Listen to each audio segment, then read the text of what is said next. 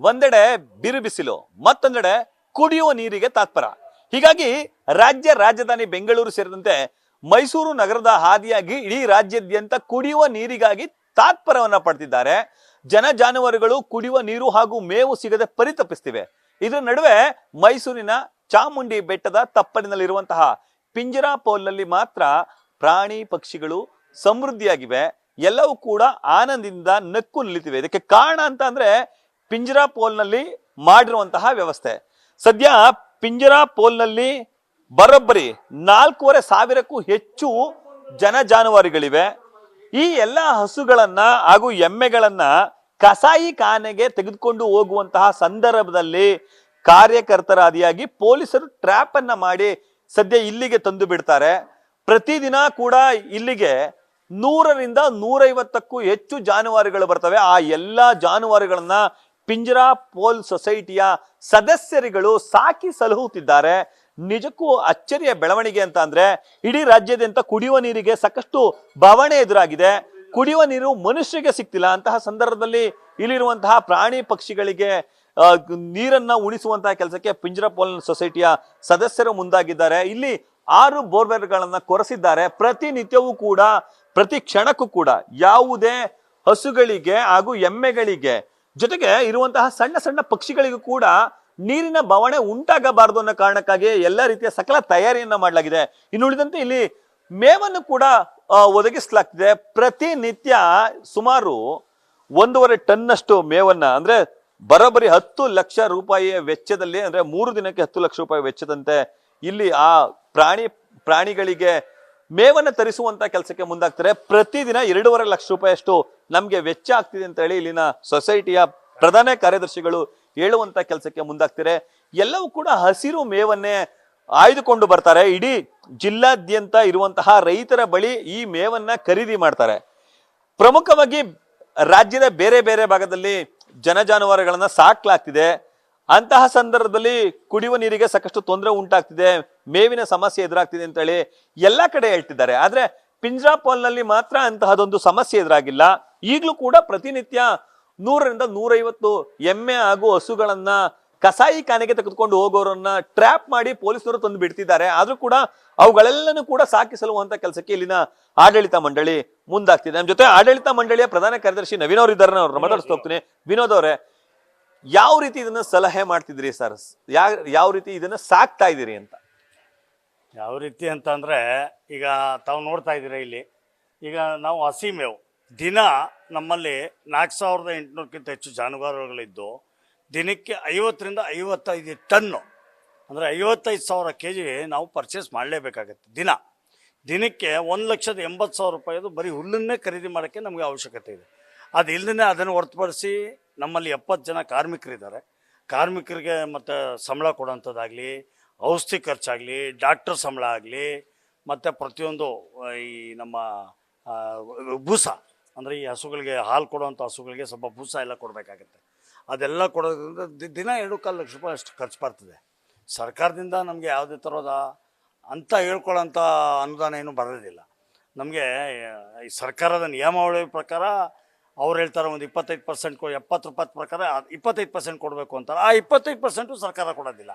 17,000 ರೂಪಾಯಿ ಒಂದು ಹಸುಗೆ ಒಂದು ದಿನಕ್ಕೆ ಕೊಡಬೇಕು ಅಂತ ನಿಯಮಾವಳಿ ಇದೆ, ಸುತ್ತುವಲ್ಲೇ ಇದೆ. ಆದರೂ ಯಾವ ಸರ್ಕಾರ ಬಂದ್ರೂ ಕೊಡೋದಿಲ್ಲ. ಆದರೆ ಹಿಂದೆ ಸರ್ಕಾರ ಇದ್ದಂಥ ಒಂದು ಯೋಜನೆಯನ್ನು ತಂದಿತ್ತು, ಪುಣ್ಯಕೋಟಿ ದತ್ತು ಯೋಜನೆ ಅಂತ ಅಂದ್ಬಿಟ್ಟು ಒಂದು ಯೋಜನೆಯನ್ನು ತಂದಿತ್ತು. ಆ ಯೋಜನೆ ಅಡಿಯಲ್ಲಿ ಒಂದು ಹಸುವನ್ನು ದತ್ತು ಪಡೆಯೋಕ್ಕೆ ಸಾರ್ವಜನಿಕರಿಗೆ ಅವಕಾಶ ಕೊಟ್ಟಿದ್ರು. ಆ ಅವಕಾಶ ಕೊಟ್ಟಿರೋದ್ರಲ್ಲಿ ಸುಮಾರು ದತ್ತು ಪಡೆದಿ ಅಂದರೆ ಆವಾಗಲೇ ಸಾರ್ವಜನಿಕರು ಅಷ್ಟು ಅದಕ್ಕೆ ತೋರಿಸಿಲ್ಲ, ಒಲವು ತೋರಿಸಿಲ್ಲ. ನಂತರ ಏನಾಯಿತು ಅಂತಂದರೆ ಆ ಸರ್ಕಾರ ಸ್ಕೀಮ್ನ ಸಫಲ ಮಾಡಬೇಕು ಅಂತ ಅಂದ್ಬಿಟ್ಟು ಸರ್ಕಾರಿ ನೌಕರರ 1 ದಿನದ ಸಂಬಳವನ್ನು ಗೋಶಾಲೆಗಳಿಗೆ ಕೊಡಬೇಕು ಅಂತ ಅಂದ್ಬಿಟ್ಟು ಅದನ್ನು ಮಾಡಿ ನಮಗೆ ಆ ಸಮಯದಲ್ಲಿ ನಮ್ಮ ಪಿಂಜರಾಪೋಲಿನ ಇತಿಹಾಸದಲ್ಲಿ ದೊಡ್ಡ ಅಮೌಂಟ್ ಬಂದಿದೆ ಅಂತಂದರೆ 3 ಕೋಟಿ ರೂಪಾಯಿ. ಹೋದ ವರ್ಷ ಕರೆಕ್ಟಾಗಿ ಮಾರ್ಚಲ್ಲಿ 3 ಕೋಟಿ ರೂಪಾಯಿ ಆ ಪುಣ್ಯಕೋಟಿ ದತ್ತು ಯೋಜನೆ ಅಡಿಯಲ್ಲಿ ಬಂತು. ಅದು ಬಿಟ್ಟರೆ ನೆಕ್ಸ್ಟ್ ಈ ಸಲ ಅನುದಾನ ಬಂದಿರೋದು 15 ಲಕ್ಷ ರೂಪಾಯಿ ಸರ್. ಬಟ್ ಪ್ರಶ್ನೆ, 4,500ಕ್ಕೂ ಹೆಚ್ಚು ಜಾನುವಾರುಗಳನ್ನ ಈ ರೀತಿ ಸಾಕಿಸಲು ಹೋದು ಕಷ್ಟ ಆಗಲ್ವಾ ಸರ್? ಹೆಂಗ್ ಸಾಕ್ತಿದ್ರಿ ಅಂತ?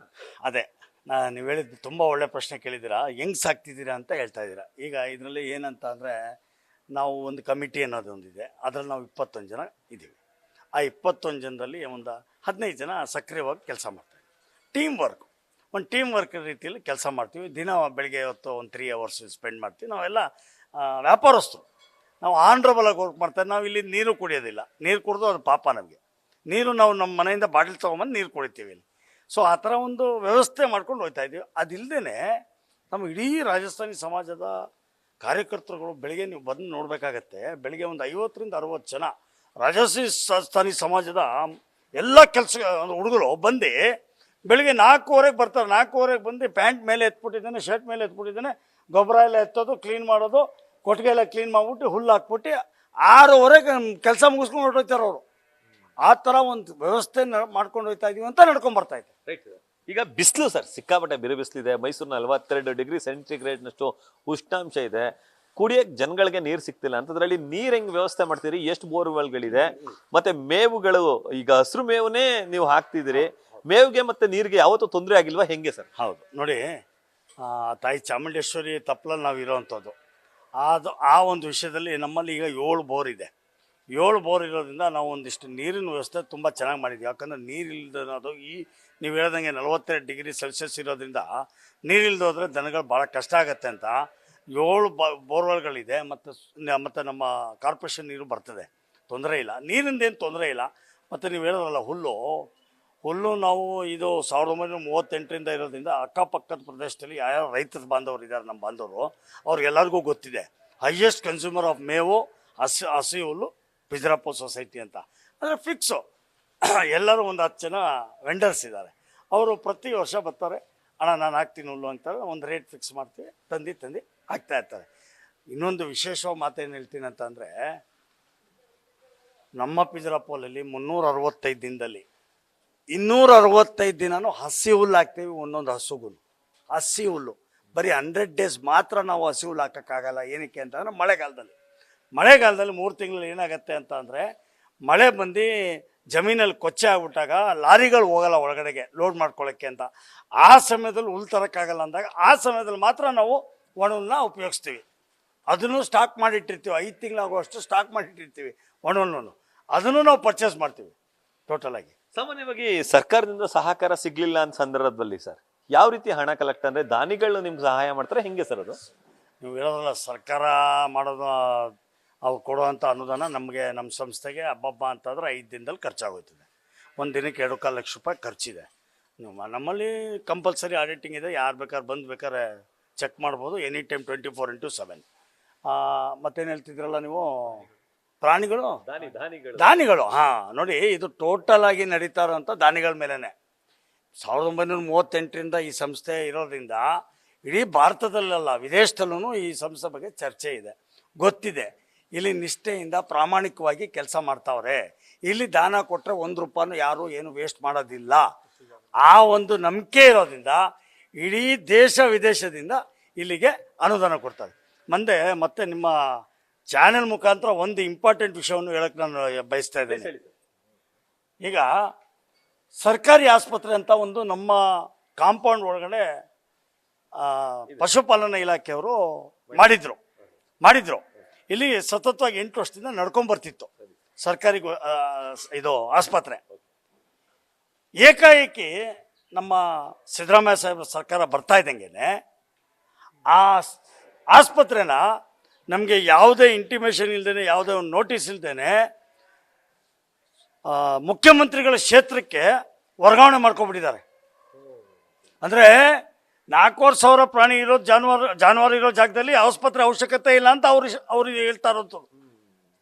ಈಗ ಸರ್ಕಾರ ನಿಯಮಗಳ ಪ್ರಕಾರ 3,000ಕ್ಕಿಂತ ಹೆಚ್ಚು ಜಾನುವಾರು ಇರೋ ಜಾಗದಲ್ಲಿ ಒಂದು ವೆಟರ್ನರಿ ಹಾಸ್ಪಿಟಲ್ ಇರಬೇಕು ಅಂತ ಇದೆ.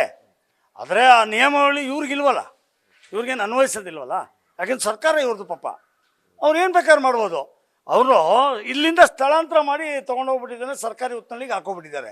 ಈಗ 4,500 ಜಾನುವಾರುಗಳಿಗೆ ನಮ್ಮಲ್ಲಿ 2 ಡಾಕ್ಟ್ರ್ ಇದ್ದಾರೆ. ನೀವು ಸಾಮಾನ್ಯ ಜ್ಞಾನ ಇರಬೇಕು ಯಾರಿಗಾದ್ರು. 4,500 ಜಾನುವಾರುಗಳಿಗೆ 2 ಡಾಕ್ಟರ್ ಸಾಕಾಗತ್ತಾ? ಇಲ್ಲಿ ಬರುವಂಥದ್ದು ಯಾವುದು ಜಾನುವಾರುಗಳು? ಎಲ್ಲ ಕಾಯಿಲೆ ಕಸಾಲೆ ಇರುವಂಥ ಜಾನುವಾರುಗಳು, ವಯಸ್ಸಾಗಿರುವಂಥ ಜಾನುವಾರುಗಳು. ದಿನನಿತ್ಯ ಡಾಕ್ಟರ್ ಅವಶ್ಯಕತೆ ಇದೆ. ಅಂಥದ್ರಲ್ಲಿ ನೀವು ಈ ಸರ್ಕಾರಿ ಆಸ್ಪತ್ರೆನ ತೊಗೊಂಡು ಹೋಗ್ಬಿಟ್ಟಿದ್ದೇನೆ ಸರ್ಕಾರಿ ಉತ್ನಳ್ಳಿಗೆ ಹಾಕಿದ್ರಲ್ಲ ಇದು ನ್ಯಾಯನಾ? ನಾನು ತಮ್ಮ ಮುಖಾಂತರ ಸರ್ಕಾರಕ್ಕೆ ಕೇಳ್ಕೊಳ್ಳೋದೇನಂತ ಅಂದರೆ, ಯಾವ ಬೇಸಿಸ್ ಮೇಲೆ ಸರ್ ತಾವು ಹಿಂಗೆ ಮಾಡ್ತೀರಾ? ತಮಗೆ ಕನಿಕರ ಅನ್ನೋದಿಲ್ವಾ? ಹಸುಗಳು ಅನ್ನೋದು ಗೊತ್ತಿಲ್ವಾ ಸರ್ ನಿಮಗೆ? ಪಿಂಜರಾಪೋಲ್ ನಮ್ಮ ಸಿದ್ದರಾಮಯ್ಯ ಸಾಹೇಬರು 2 ಸಲ 3 ಸಲ ಬಂದಿದ್ದಾರೆ, ನೋಡಿದ್ದಾರೆ, ಕಣ್ಣಿಂದ ನೋಡಿದ್ರು ಈ ಥರ ಮಾಡಿದ್ದಾರೆ ಅಂದರೆ ನನಗೆ ಏನು ಅನ್ಸುತ್ತೆ ಅಂತಂದರೆ ಸಿದ್ದರಾಮಯ್ಯ ಸಾಹೇಬರು ಗೊತ್ತಿಲ್ಲದೇ ಮಾಡಿರೋದಿಲ್ಲ. ಈಗ ನಿಮ್ಮ ಆಗ್ರಹ ಏನ್ ಸರ್ ಇದಕ್ಕೆ?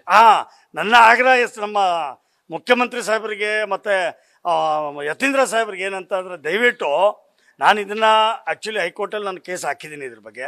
ಹೈಕೋರ್ಟಲ್ಲಿ ಸ್ಟೇ ಕೊಟ್ಟಿದ್ದಾರೆ. ಸ್ಟೇ ಅಂತ ಅಂದರೆ ಆ ಸ್ಟೇ ಏನು ಪ್ರಯೋಜನ ಆಗೋದಿಲ್ಲ ಅಂತ ಸ್ಟೇ ಅದು. ನಾನು ತಮ್ಮ ಚಾನಲ್ ಮುಖಾಂತರ ಆಗ್ರಹ ಏನು ಮಾಡ್ಕೊತೀನಿ ಅಂತಂದರೆ, ದಯವಿಟ್ಟು ತಾವೇ ಅಲ್ಲಿ ಇನ್ನೊಂದು ಸರ್ಕಾರಿ ಆಸ್ಪತ್ರೆ ಹೊಸ್ದಾಗಿ ಮಾಡ್ಕೊಳ್ಳಿ, ತೊಂದರೆ ಇಲ್ಲ ಸರ್. ಆದರೆ ನಮ್ಮ ಆಸ್ತಿನ ತಿರ್ಗಾ ವಾಪಸ್ ನಮ್ಮ ಜಾಗಕ್ಕೆ ಸ್ಥಳಾಂತರ ಮಾಡಿಕೊಡಿ ಅಂತ ನಾನು ತಮ್ಮ ಚಾನಲ್ ಮುಖಾಂತರ ಕೇಳ್ಕೊತೀನಿ. Thank you.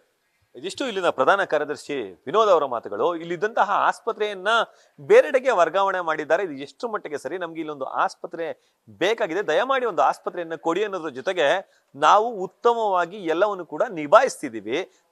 ಜಾನುವಾರುಗಳಿಗೆ ಬೇಕಾದಂತಹ ಮೇವು ಹಾಗೂ ನೀರನ್ನ ನೀಡುವಲ್ಲಿ ನಾವು ಯಶಸ್ವಿಯಾಗಿದ್ದೀವಿ. ಇದೇ ರೀತಿ ನಾವು ಮುಂದೆಯೂ ಕೂಡ ನಡ್ಸ್ಕೊಂಡು ಹೋಗ್ತೀವಿ. ಆದರೆ ನಮಗೊಂದು ಆಸ್ಪತ್ರೆಯನ್ನ ಕರುಣಿಸ್ಕೊಡಿ ಅನ್ನೋದನ್ನ ಅವರು ಮನವಿಯನ್ನ ಮಾಡ್ತಿದ್ದಾರೆ. ಕ್ಯಾಮ್ರಾ ಪರ್ಸನ್ ವಿನಯ್ ಜೊತೆ Ravi Pandavapura, news first, Mysuru. News first ನಿರ್ಭೀತಿಯಿಂದ ನಿಮ್ಮ ಪರವಾಗಿ.